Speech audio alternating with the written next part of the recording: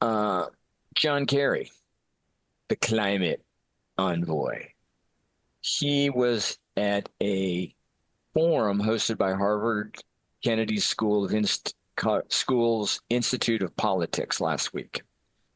And during the interview, he stated, according to this article, that he believes America is on the verge of needing to declare a climate emergency and that public officials must get public to behave accordingly. Apparently, this is what he said. I think personally, we're on the brink of needing to declare a climate emergency, which is what we really have. And we need to get people to behave as if this really is a major transitional challenge to the whole planet. Now, he also said, uh, that he said that 7 million people die a year because of bad air or pollution, or porous air quality, whatever that is, but he did not provide any evidence to that. Doug, any thoughts? I'm a man of faith, and John Kerry is a man of faith. But my faith is in God. His faith is a very dangerous kind of faith that masquerades as science. And first of all, second of all, I've always found it fascinating, being a man of faith, that it is believed by these people that God would create a planet so fragile that we could destroy it. I kind of take the George Carlin attitude when it comes to this planet. The planet was here long before us and will be here probably long after us. And when we're gone, it'll shake us off like a bad case of fleas. I'm not worried. Thank you. Brady. You mentioned John Kerry. He's got a pretty interesting background, which I think is worth looking into if we're going to actually question his motives and what he actually believes. Is everyone familiar that he was a Rhodes Scholar? And that's right there, not a good thing. No, it's not, because that was named after a guy by the name of Cecil B. Rhodes. Yeah. I just happen to have a whole lot of Cecil B. Rhodes quotes just all queued up at all times. Before you go on, who else was a Rhodes Scholar? I can give you a whole list, but we can start with Bill Clinton. Thank you. That's all I needed. Yeah, 1 year before, but there's a whole lot more fun ones. Rachel Maddow was a Rhodes Scholar. Wow. Strobe Talbot. Recently, Pete Buttigieg. Chris Christopherson. That's crazy. That's an interesting one. Cory Booker was a Rhodes Scholar. Mm. Bill Bradley, who was a childhood idol because he was the epitome of a scholar athlete, apparently not. Naomi Wolf, and one of the more recent ones, General Wesley Clark, who also stabbed President Trump in the back. There's a whole lot more. But just to be clear on Cecil B., where did he get all his money? Exploiting the resources in South Africa and what's now known as Zimbabwe, previously known as Rhodesia, named after himself. And what was he taking out of there? Mostly diamonds. Yeah. Yes. So let me give you a couple of Cecil B. Rhodes quotes, because I have. Okay, great. I contend that every acre added to our territory means in the future more of our, I contend that every acre added to our territory means in the future birth of more of the English race who otherwise would not be brought into existence. Another quote, what an alteration there would be if they brought under the Anglo-Saxon influences. Look again at the extra employment of a new country added to our dominion. One more. I contend that we are the finest race in the world, and that the more of the world we inhabit, the better it is for the human race. Just fancy those parts of the world that are at present inhabited by the most despicable specimens of human beings. This is one of the original white supremacists that helped. He's also known to be quite the lefty, right? Well, it all depends, Doug, on how we define left. Shit.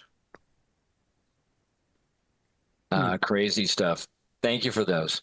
So I'm not a big fan of John Kerry.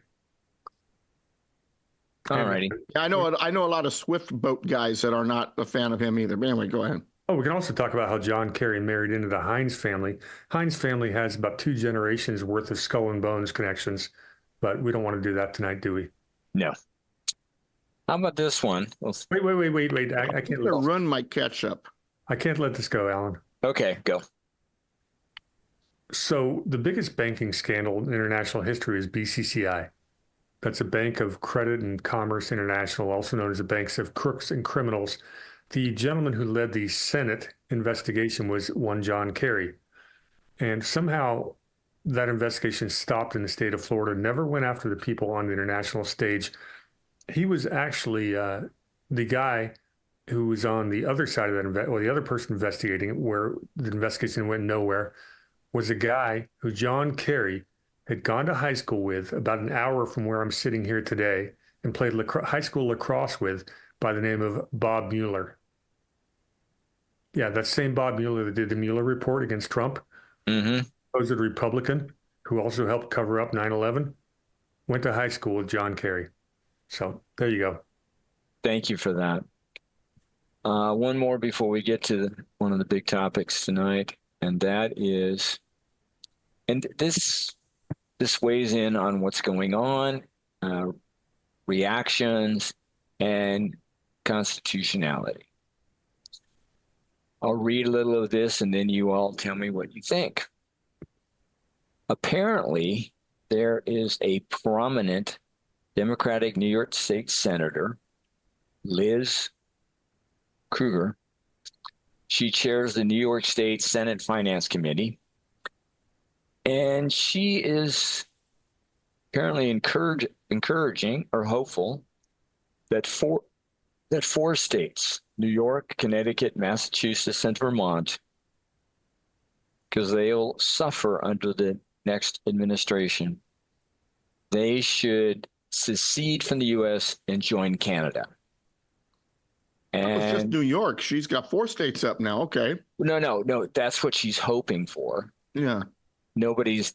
Yeah, but I mean, I've heard her talk about this, but New York was the prime first, you know, launcher. But and they'd become the new southeast province for Canada. The interesting thing about let them go. They leave. A Democrat never wins the United States ever again. President. And so. she barely quoted as saying basically everybody in these states are progressive Democrats. We would fit in pretty well with the political philosophy of at least most of the Canadian elected officials. And number one, okay, I guess constitutionally you actually could do that because being here is voluntary. What I'm wondering about is if you were actually to leave and say you're no longer part of the U.S., where are you going to get your utilities, your electricity, water if it's coming from outside your state, road repair? Well, now Niagara Falls on both sides will be in Canada. And what about the people and the businesses who don't want to become Canadian? And all of a sudden they leave your state, take their businesses, take everything. And, I mean, the uproar, the financial, economic uproar would be huge.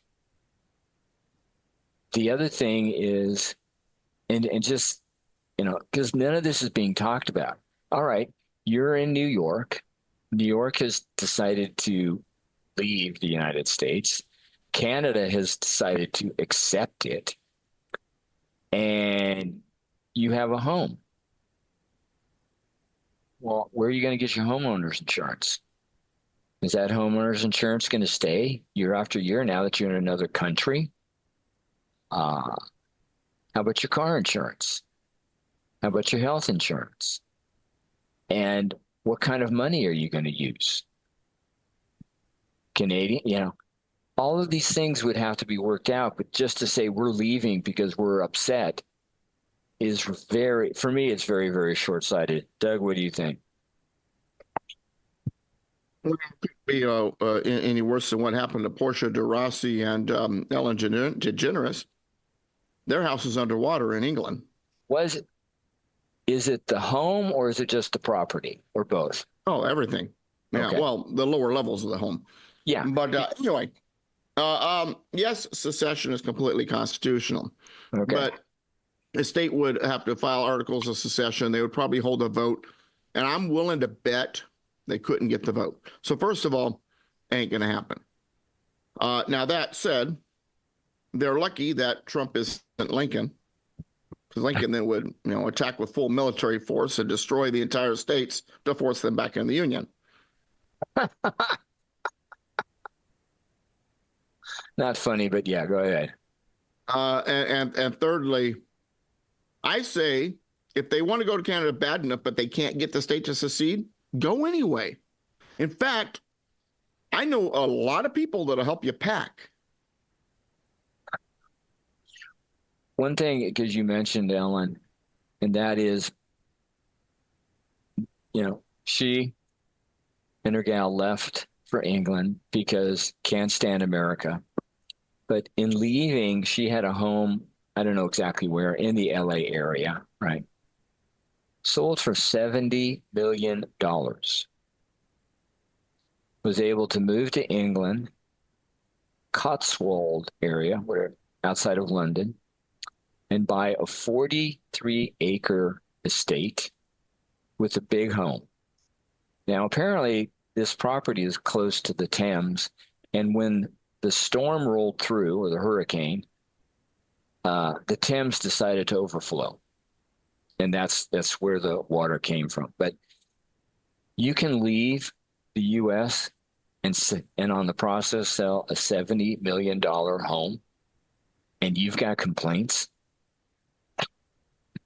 Not even that big of stars. But brought it in for a long time. Brady, what are your thoughts? Well, it's interesting. You can go ahead and sell your stuff for $70 million, but the United States is one of only 4 countries in the world that actually you have a wealth tax, an exit tax when you leave. So you'll leave about half that money behind, unless you really structure it well. And the other one is the United States is only one of 4 countries in the world. The other 3 are all quote unquote shitholes, where you actually still pay U.S. taxes on foreign earned income.